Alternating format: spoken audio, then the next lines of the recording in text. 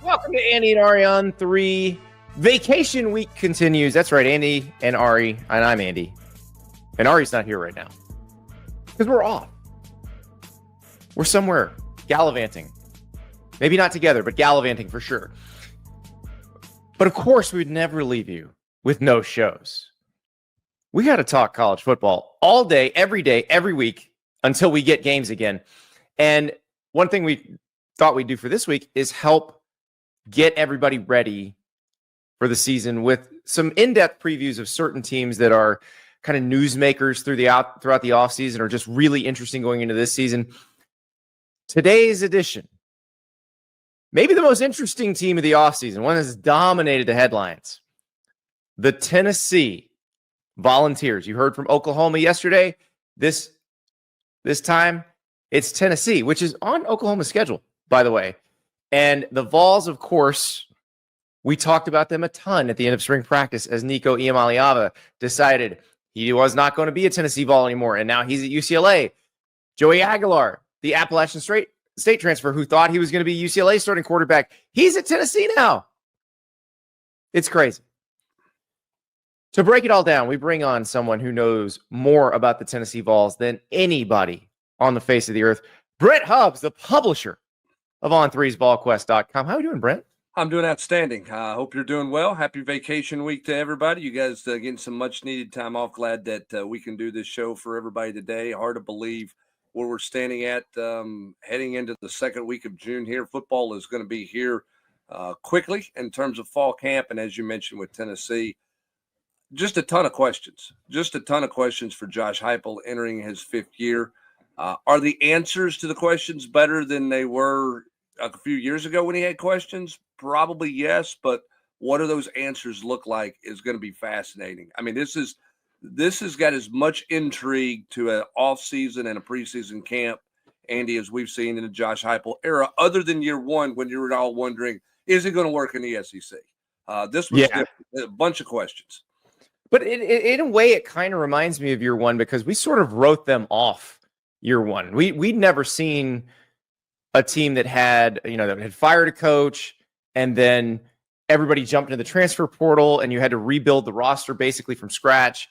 Well, Heupel did that and did a really good job with that. Now he probably faces as many questions as he did that year. You're coming off a playoff appearance, but the team feels markedly different. The offensive line that had been, a lot of Jeremy Pruitt recruits, they've played their way out of eligibility. Now it's a Josh Heupel recruited offensive line. The defense is still going to be really good. And then, of course, you've got the quarterback situation. Well, and I think that's what you stand. But when you look back at year one, what was the key to year one's success? What was the key to them overachieving in the eyes of most people? A guy named Hendon Hooker bursted onto the scene. You didn't know that. I mean, he wasn't even the starter. He didn't win the job in fall camp. And then he goes on and obviously gets better and better throughout the 21 season. And then in 22 is a Heisman Trophy candidate until he has the knee injury. And it's really a shame that he wasn't a finalist. I think he should have been a finalist for the Heisman Trophy. But the catalyst for year one was they found a quarterback. And so here we are 4 years later, and the question is, what do they have at quarterback? Because that's where it all starts and where it all stems from for Josh Heupel's offense. What kind of quarterback play does he get, and what is he going to get out of this newly revamped quarterback room? A room that was set where Jake Merklinger's like, well, I'm not going to play unless it's mop-up duty or there's an injury. George McIntyre's like, well, I'm not a factor. I'm going to redshirt. And it's going to be the Nico show. And now all of a sudden, there's three guys in the room at all different levels, age-wise, maturity, physically, and mentally. And now they're in a room competing to try to go win the starting quarterback job. Jake Merklinger has spent the month of May working out with a bunch of his teammates. I mean, with the wide receivers, trying to get a jump start ahead of Joey Aguilar. Joey Aguilar's in town. He's starting to work out with those quarterbacks. He's been just burying himself in the film room. So those two guys are battling. And you can argue George McIntyre is maybe the most talented of the trio. It's just George is probably not physically ready right now. But how far can he develop physically this offseason, this summer? So it's just a total different dynamic than any of us expected it to be when we got ready to close out the middle part of April. Yeah, and how is everybody adjusted to that? I mean, the Nico stuff, as we learned after all of that shook out, was kind of ongoing since December. But how did the team, the coaching staff, handle that kind of shift from, okay, we've got a quarterback who started for a year or two, now this is all up in the air? Well, I think we're just starting to learn that, because the initial reaction is, look, you don't want to be here, don't be here. Fine. Okay. You're going to bail the day before the spring game. Like, what are we doing here? And so you had the emotion of almost good riddance in some ways from not just fans, but I think people within the program.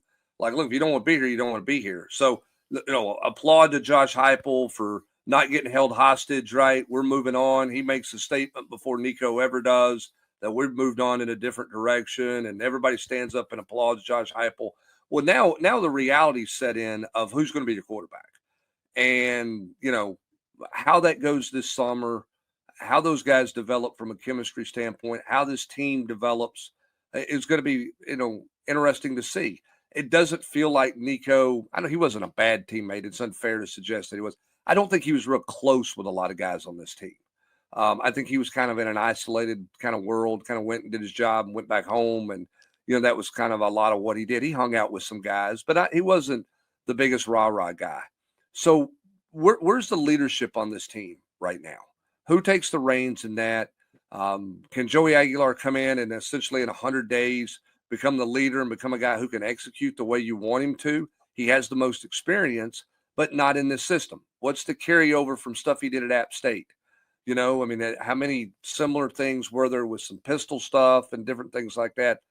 We'll find that out, and again, I think Jake Merklinger has basically said, well, why not me? I mean, I'm going to go win the job. Let me go do everything I can to win the job. He had a nice spring. He was much better this spring than he was in the fall. And so everybody's trying to figure it out, and you've been around these, Andy. You've been around quarterback battles in the summer. They're the most fascinating battles because it's so much more than a guy getting physically better. It's what kind of leader does he?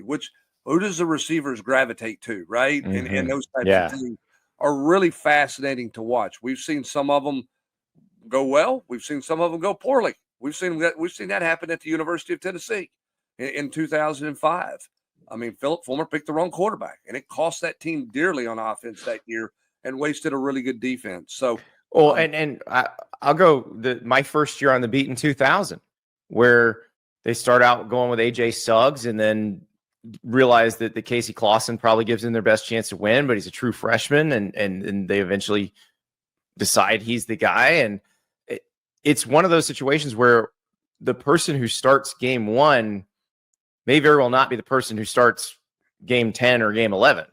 Yeah, could be. I mean, we'll, and that's going to be the interesting thing. I mean, this quarterback situation is different because there's not one guy who there's all the financial investment in. So you got to play the guy, right? That you're Right. all in. He's your quote first round draft pick. You're paying him first round draft pick money in college world, obviously not real money that what you would make in the NFL, but his salary is way skewed compared to the rest of the quarterbacks. That's not what this room looks like. And so it is going to be interesting. I think that's going to be the biggest story all summer long. I mean, Josh Heupel and Joey Halsley, how quickly can you get a new guy ready, and how far can a couple of returning or a couple of new young guys, how far could they go in this offense? Well, and speaking of the offense, we got another round of critiques of the offense during all the Nico drama, because that was one of the I'm just going to say it. They retconned a reason for him to leave, and that they decided it was going to be the offense. But there are questions about how well this offense works just in the chase for a national title, because Tennessee runs it, Ole Miss runs it, Mississippi State's running it now. This is the old Art Briles Baylor offense, or at least the bones of it are, and it's one of those that has always been criticized as when it runs into truly great defenses and great athletes, it tends to struggle. So Now, is this offense going to have answers? And my question is about the receiver position because Dante Thornton's gone, Brew McCoy's gone, Squirrel White is transferred to Florida State. Who steps in? Is it Mike Matthews, who was a 5-star guy in the class of 2024? Is it Chris Brazel, the transfer? Well, he's not a transfer anymore, but he transferred last year from Tulane. Who is it that takes over as the guy that whoever wins the quarterback job is going to gravitate toward? I mean, it feels like it should be Mike Matthews. I mean, I think he's the most talented guy. Year 2 in this offense, we've seen receivers take real steps forward. I mean, it kind of feels like that. I mean, we'll see how much better Brazel is in year 2. I think the interesting thing with Chris Brazel, he really struggled with his confidence last year, and he did not get off to a good start. I think he kind of questioned a little bit about whether or not he could play at this level. I think he lost some confidence in himself. I think the coaches probably lost some confidence in him. And as a result of that, he did not have the year we all thought he was going to have. How does he bounce back from that in year 2? He's talked a lot in the spring about developing a flush it mentality, flush a bad play and not let one bad play become 2 or 3, which was a problem for him a year ago. And it resulted in some really critical drops and some plays that he should have made that he didn't make. So what kind of step does he take? What kind of step does Mike Matthews take? They didn't get a big name transfer guy at the receiver position. They don't have a lot of numbers there. They've got a bunch of young guys there that are going to have to go and figure it out. How much do they tweak to help those young guys? Coaches, Josh Heupel said this for years, when talking about the quarterback position. We've won with tall ones and short ones and guys with great arms and guys with great legs and this, that, and the other. Well, now you're going to have to win at the receiver position with a bunch of young guys. How do you help those guys win? I think that's going to be a real challenging point for this team. And fans are looking for those big splash plays again. But I'm going to tell you right now, Andy, the biggest stat for this offense, and I think this is, and I haven't looked in, and I should do this, this would be probably what my job entails me to do, is I should probably research in more detail the Art Briles stuff, particularly red zone. And I think when you look at the red zone for Tennessee, and you talk about big picture offense, and I know we're going to dive down into various positions, but when you look at big picture offense, the red zone storyline is something that has to be better. Here's where Hendon Hooker was with the red zone in 2022. Okay. Tennessee had 53 touchdowns and 63 trips that year. Their touchdown rate in the red zone was 84%.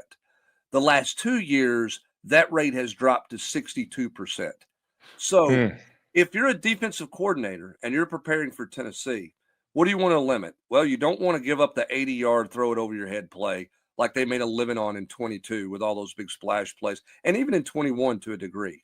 So we're going to let you drive the length of the field, and then we'll see if we can keep you out of the end zone, if we can hold you to a field goal. How are you when you get inside the 20?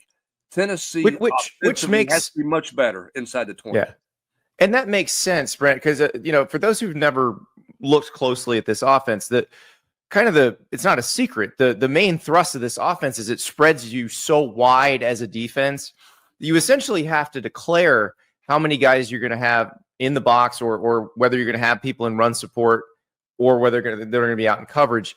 They make you go so far away from the line of scrimmage that you can't really mask it. You can't disguise it. So when you get in the red zone, everything's compressed. So that width doesn't help you as much, because then you don't have as much vertical space to work with. So the defense can start disguising things again. They're not making it obvious. Like when Bryce Petty, Baylor's quarterback in 2014, looked at a defense from the 50-yard line, then he knew exactly what they were going to do. He could look at where the safeties were and knew exactly what to do, whether he should hand it off to the back, whether they should go deep. But when he got inside the 15, it's a different picture. And so, Brent, you make a really good point. And I didn't appreciate Hendon Hooker's ability as a runner, because in the red zone, that's the equalizer. When Hendon Hooker can see that nothing's open and can take off and get in the end zone, that probably makes a huge difference. Yeah, I think the other thing, too, is the processing and the decision-making and getting the ball out of your hands fast. Yeah. I think Hendon was really good and really gifted at a quick read, slant, whatever they were going to read there, get through the progressions really quickly because, as you said, the windows are tighter, the spacing is not what it is. So, what's Tennessee's answer in the red zone? I think for all of the fans wanting the big splash plays, and listen, Tennessee missed on a bunch of those last year. One of these quarterbacks going to have to make that play, and the receiver's going to have to catch the ball. They dropped too many deep balls. I mean, you go back to that Alabama win Tennessee had last year, close game. Tennessee missed probably 3 touchdowns. That they schemed it up. They just didn't execute it the right way. So they have to do some of that. But again, I think a lot of people are going to say, hey, we're going to let you drive the length of the field. We're going to test your patience. How patient are you? We'll go light box. Let's see if you can methodically go 12 or 14 plays on us because we're not going to give you the 3-play 80-yard drive. Yeah. We're going to do whatever we can to limit that. So then you get down in that tight area. How do you execute better in the tight area? So we are retiring one of my favorite college football weird college football stats, just odd.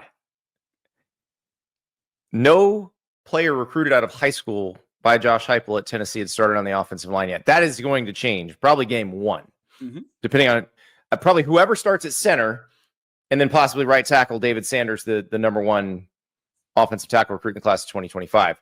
So how is that group going to change? Because obviously,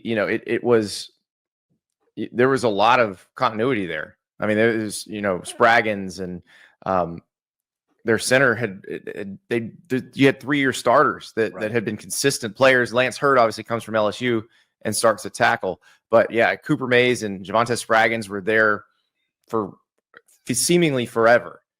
Now it's going to be a completely different group. Yeah, it is. And I think the question with that group, and they're going to have to play well. If they don't play well, the quarterback situation is not going to be the topic, right? The topic is going to be this offensive line. The difference in this offensive line this summer compared to the last couple of years, they're just not going to bubble wrap guys, right? Like you're going to go practice and you're going to go play and you're going to scrimmage because we got to see what we have. I think they're pretty set. And part of it's due to transfer. Larry Johnson transferred out. I mean, David Sanders is going to start at right tackle. You've made a big investment into him being on your roster. He's really talented. There'll be some learning curves and there'll be some growing pains, but I don't think you're going to sit here and say midway through the first 10 days, 2 weeks in August and go, he's not one of our 5 best. So I think they're going to start a freshman. That's going to be a recruit. That's going to be a signee. And you're right. That stat is going to get retired. I think Wendell Moy, who Tennessee took in the transfer portal out of Arizona, was a great get for them at left guard. I think he is going to be entrenched there. The X factor for me in terms of returning guys is what does Lance Hurd look like? Lance didn't have a great year last year. He had a knee procedure back in July a year ago, out of shape when he came to fall camp, was limited, never really got into shape, then got banged up again. It was not a good year for Lance Hurd. Okay, this is quote a contract year for Lance Hurd, right? This is big money year, beyond NIL money if you have a big year. So how does he handle year 2 in this system? How does he handle the way that he plays and what kind of shape he's in and that type of deal? I don't know that he's going to be great, but I think he will be better, and he has to be better for Tennessee. He's a big key. I think the other thing is at the center position, they've been looking for Cooper Mays' replacement for 4 years. They haven't found it yet. Is that William Satterwhite? Is the transfer Sam Pendleton the better fit for you at safety, or excuse me, at center? And then you go find a right tackle or right guard out of your high school recruiting. So I think they're pretty set at 3 of the 5 spots. The question then becomes, what's the best combination of center and right guard to put your best 5 on the field? And that's different, right? Because the old mainstay's not there. I mean, you're like, okay, I know who these 2 guys are because Spraggins and Cooper Mays have played thousands of snaps. We're good there. The center's a key for this offense, particularly with a young quarterback. Yeah, so I mean, you saw a couple years ago when Cooper, a couple years ago when Cooper Mays couldn't play, like it was a completely different offense. And I mean, the other thing is Dylan Sampson was such a huge engine for this offense last year. Can somebody step into those shoes because, it's one thing to say, because this offense, like the other thing about the veer and shoot offense is the idea is to run for 300 yards a game. Everybody thinks it's a big passing offense, but when it's working, you're running for a lot of yards. So, could Peyton Lewis just step in and gain those yards? But I think what Dylan Sampson did was pretty special, particularly when you got in there tight. I thought he was very good inside the 10-yard line where, it's hard to be good as a back.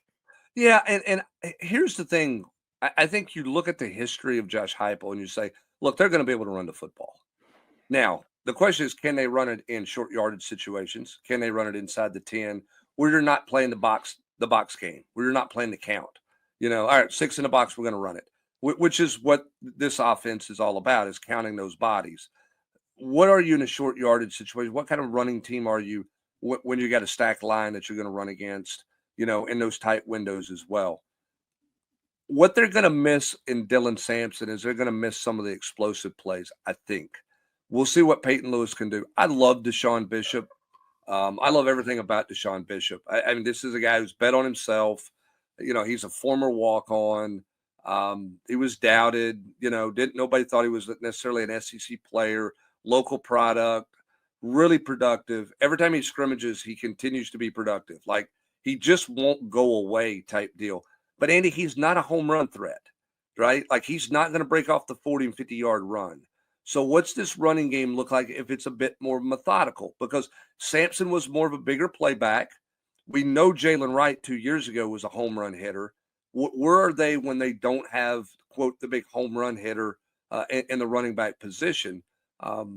We'll see. I mean, I think they'll be successful running the ball, but they could be a little more methodical running it than they were a season ago.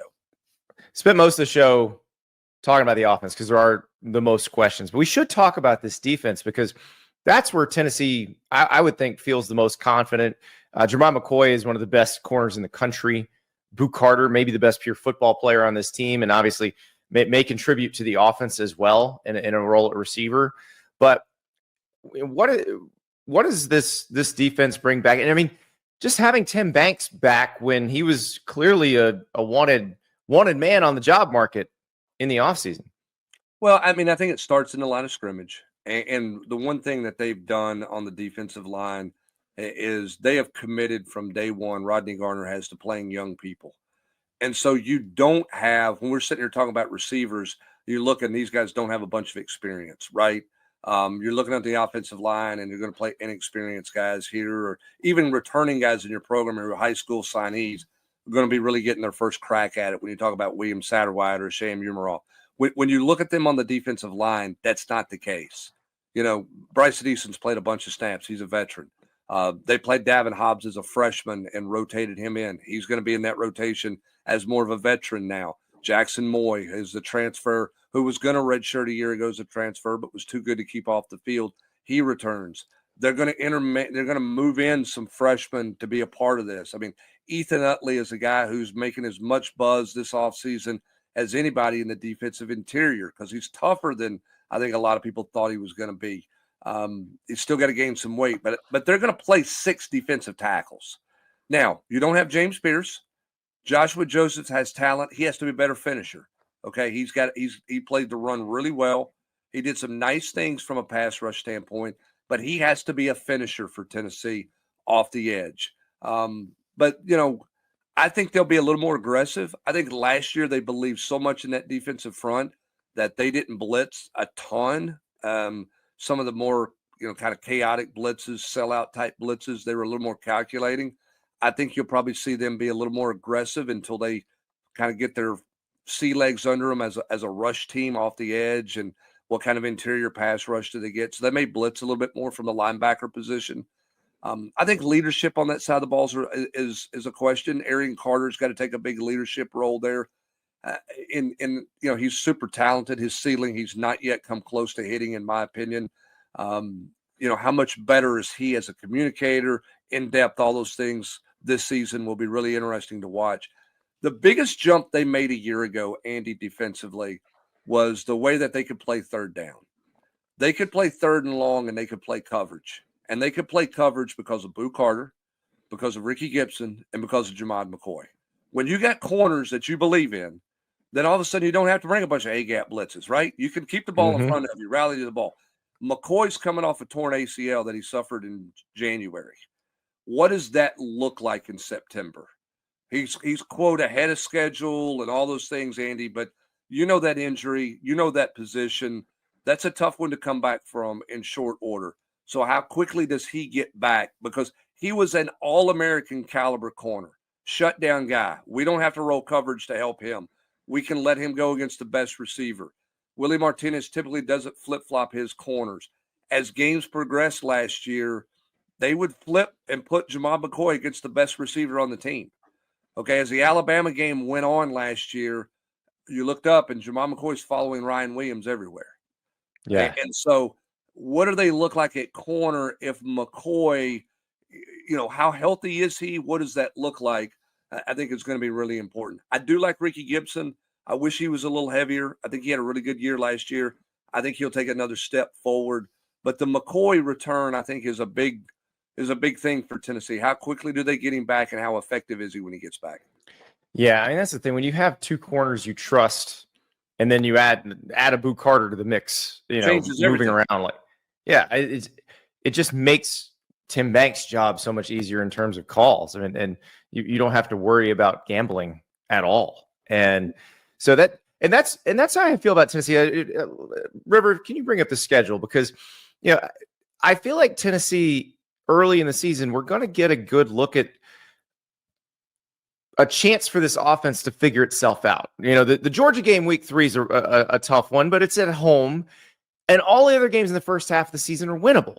So, Brent, how do you see them kind of navigating through that Syracuse, East Tennessee State into Georgia stretch? Well, I think offensively you've got to find your identity. Now you got to win the Syracuse game, and Syracuse lost a lot. But that's not a payday game in terms of you're just paying somebody to come in and scrimmage. So I mean, you got to be ready to get figure that out. You've got to have answers for that. But I think you're just trying to get your offensive identity and who are you? Who's your quarterback? What can you do at the receiver position? How big of a step can you take the first 2 weeks before Georgia comes to town? What does Georgia look like early in the year, and all those types of deals. But I'm with you. If you take the Georgia game out of the equation, the first half of that season looks like on paper you get a chance to figure things out, right? I mean, you get Arkansas at home, which is good. Mississippi State, I don't know what state's going to be. That'll be an interesting, just kind of see who the Tennessee defense will be used to seeing that offense. Yeah, that's one thing that right. you don't think about, but yeah, and it's at Mississippi State. But I don't dislike the first 6 games of that schedule for Tennessee. Now the back half of that schedule it changes, a lot. But you get, what do you get? 5 of your first 6. I mean, 4 of your first 6 are at home, and you got a neutral site. That's not a bad way to break in a new quarterback before you travel to the road. I mean, no offense to the fine folks at Starkville, but that's not as rowdy as playing in some other venues. So basically every other SEC venue could be worse. So that is, yeah. So, I mean, I don't think it's a bad schedule when you look at it. I think you got to find your offensive identity in the passing game as quickly as you can. It's got to grow, but you got to have some basis of what you're going to be there. And then you got to kind of weather the storm defensively until you figure out exactly what you have in Jamad McCoy. Maybe the position group nobody is talking about, Andy, with this defense, it's going to be pretty interesting, is the safety spot. Okay. Mm-hmm. Will Brooks was a great story last year because he's the walk-on and he's this, but he was really productive. He lined Drew Carter up a lot. Now you got Andre Turrentine who returns at safety. And then who's the other guy? Is it Edris Farouk, who's a big hitter in year 2 in the system? Is it Caleb Beasley, who moved from corner to safety in the spring, who's really only played special teams? I mean, you're going to be young at that other safety spot, which will be kind of, you got to be careful. You're going to have to, be cautious and maybe, help that spot out a little bit. Because, again, they became so good in the back end last year. They really, I don't know that underachieved is the right word. They were not as dynamic up front rushing the passer as I thought they would be. Pierce was okay. They did not do what I thought they would do up front from a sack number standpoint and some of the things, but they got away with it because they were really good in the back end. They're going to have to be a little more tied in this year, I think, defensively. That front's going to have to help the back end some, and obviously the back end's going to have to settle in and play well. But the front's, to me, the front's got to be more productive than they were a season ago in terms of rushing the passer. So let's travel in time to the last Saturday in August. Atlanta, Mercedes-Benz Stadium, Syracuse versus Tennessee. Who takes the first snap at quarterback for the Vols? I think it's going to be Joey Aguilar. I do. And my reasoning for that is Joey Aguilar has been on the field and has played he's played college football. And I think there's something to be said for having experience. And I think when you have youth up front, I think he's got a little bit of a gunslinger mentality. He can run a little bit. I think he can probably play. I think he'll probably play pretty fast, maybe too fast at times. But I think he can tuck and run and help himself that way. I just feel like because of his experience on his resume, it's going to be Joey Aguilar to take the first snap and play that opener. And we'll see. Now, if he doesn't play effectively, we'll see. But again, if somebody's clearly the best quarterback in fall camp, man, you got to play that guy or your locker room's got issues. Because kids know who the best player is. They know who the best player is. And if you don't play the most effective player, it's not a popularity contest. Okay, we can talk about NIL and the kids are selfish and they want to win.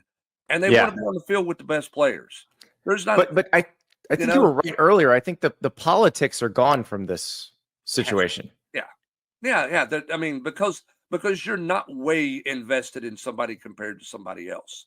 Like, you're going to go play your best football player. If George McIntyre comes out and is just throwing darts, you're playing him. Yeah, easy. Yeah, I mean, there is no established pecking order based on finances, based on experience. I mean, you go play the guy who's the best in the month of August as who plays your first snap in Atlanta.